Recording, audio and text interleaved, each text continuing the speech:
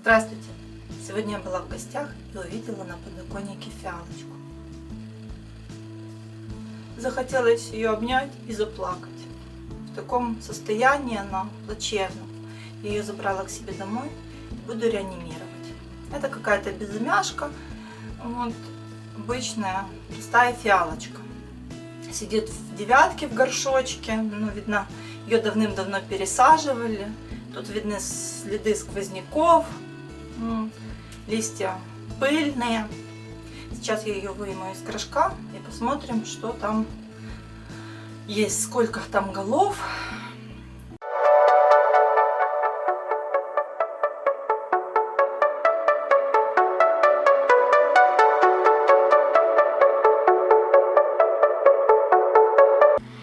Эта фиалочка уже давно не цветет.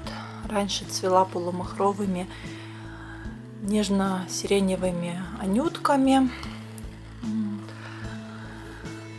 Непонятно, где здесь центральная голова, сколько здесь пасынков. Сейчас будем разбирать и выяснять.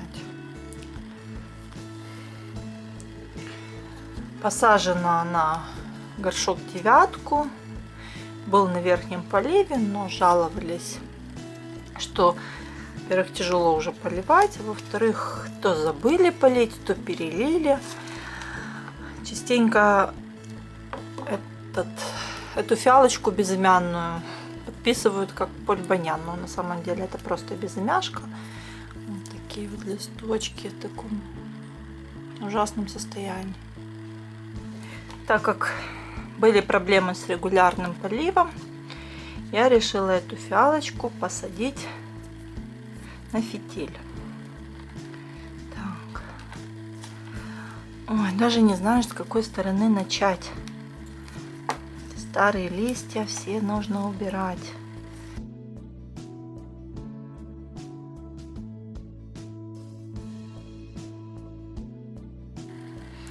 Будем резать. Другого варианта нет.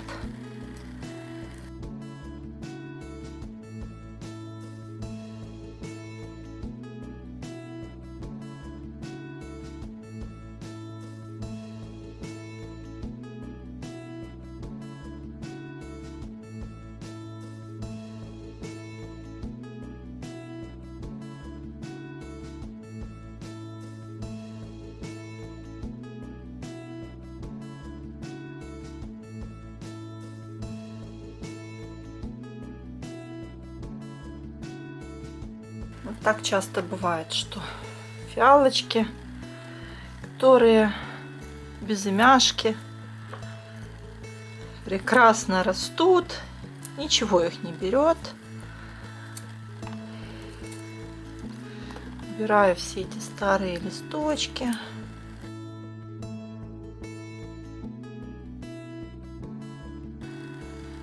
Это не то растение, которое будет расти хорошо при минимальном уходе. Все-таки фиалки требуют к себе внимания.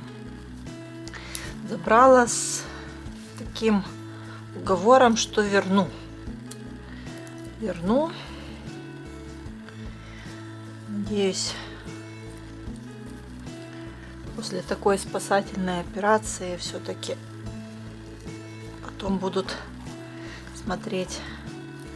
Ой, какой толстый стволик, как с палец мой.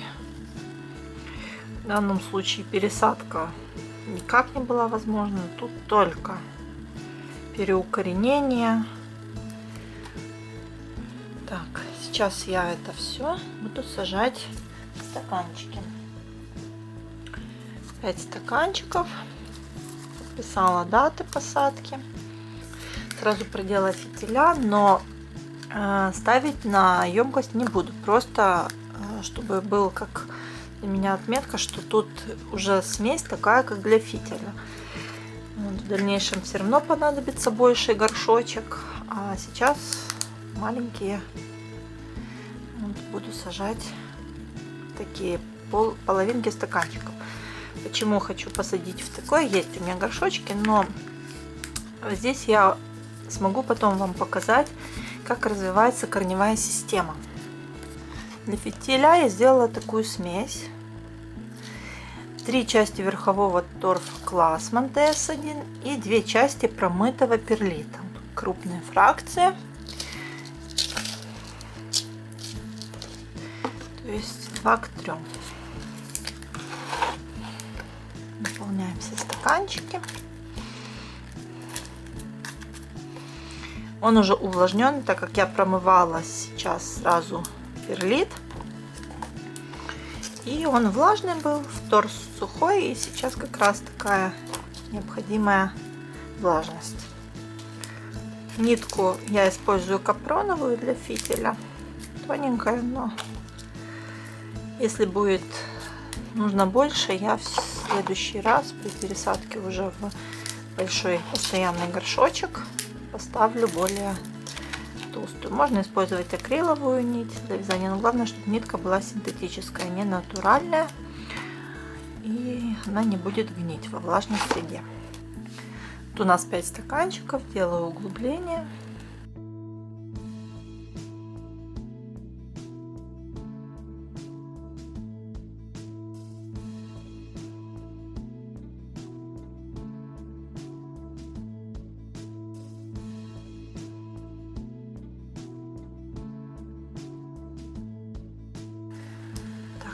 Приблизительно. Стараюсь ровно сделать, чтобы уже новые листья росли правильно. Так. И все это сейчас я поставлю в тепличку.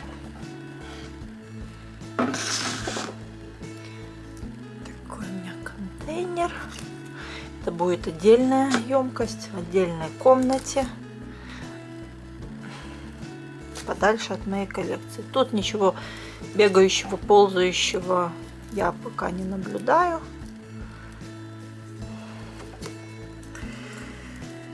Может, через недельку побрызгаю еще этой химией. Вот закрываю пластиковой крышкой, поставлю в светлое место, теплое, и через какое-то время, думаю, где-то через месяц, я покажу результат. Прошел ровно месяц после того, как я посадила эти пасынки в грунт. Вот они все прижились, пустили корешки.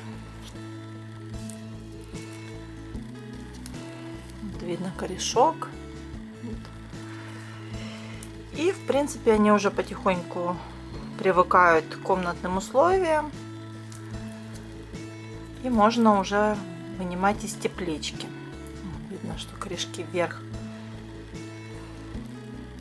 выросли. В таком случае, вот если вот такие корешки, я присыпаю немножко еще грунтом, чтобы они не подсыхали и как бы дальше росли.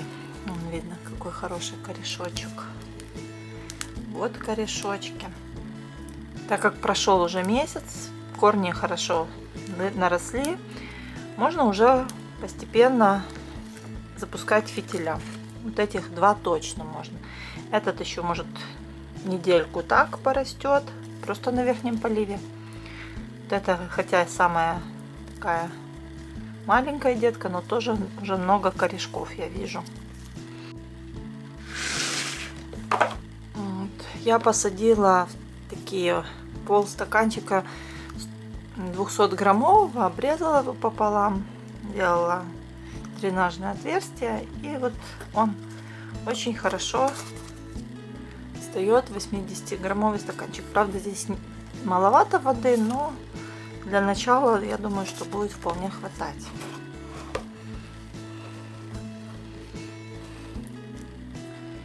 Ниточки тоненькие, и вот то, что конденсат даже был в тепличке, стекал, уже через эти ниточки фиалки брали водичку себе.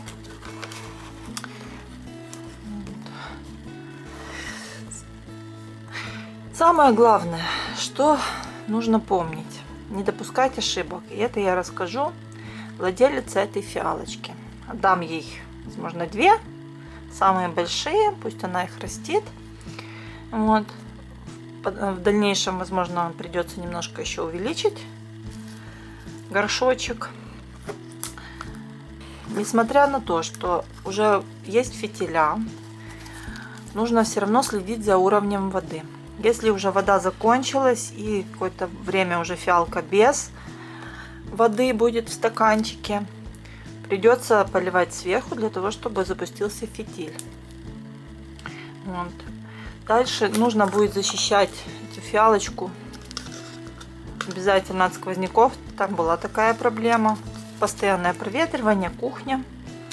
Вот. То есть сквозняки. В жаркий период окна выходят на восток. Нужно будет притенять. Скоро лето, чтобы не было ожогов на фиалочке. То есть нужно будет притенить окно. Все это расскажу хозяйке.